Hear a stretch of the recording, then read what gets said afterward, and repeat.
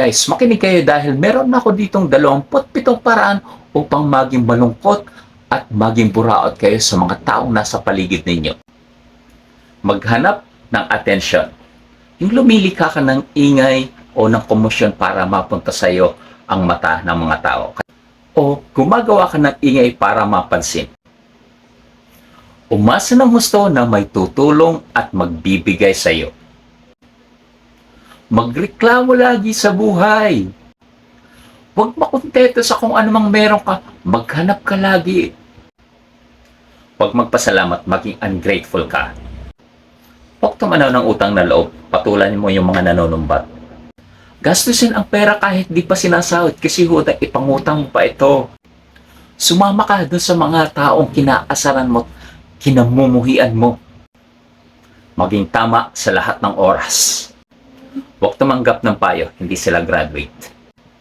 Magpaasa ka o kaya sumagot ka ng oo kahit wala kang balak pa rin ito. Protektahan lagi ang imahe. Umako ng responsibilidad, tapos isisi sa iba pagpalpak ang resulta. Tumanggap ng papuri kahit tamad sa trabaho. Kunin mo ang karangalan at pagkilala kahit di ikaw ang gumawa nito. Punahin lagi ang kapwa. Magpabango at magsipsip sa amo.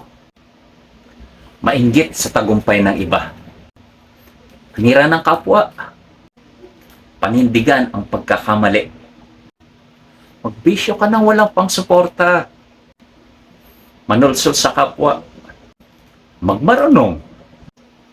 Magyabang. Magkunwaring masaya. Bumida.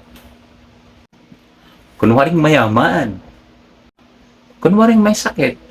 Guys, kung gusto nyo maging mapayapa, maging masaya at kapaki-pakinabang na buhay, baliktarin nyo lahat ang aking mga sinabi. Tiyak, makakasumpo kayo ng tunay na kagalakan sa buhay. Maraming salamat sa panonood. Subscribe or follow for more OFW Talks and Book Reviews. God bless you all.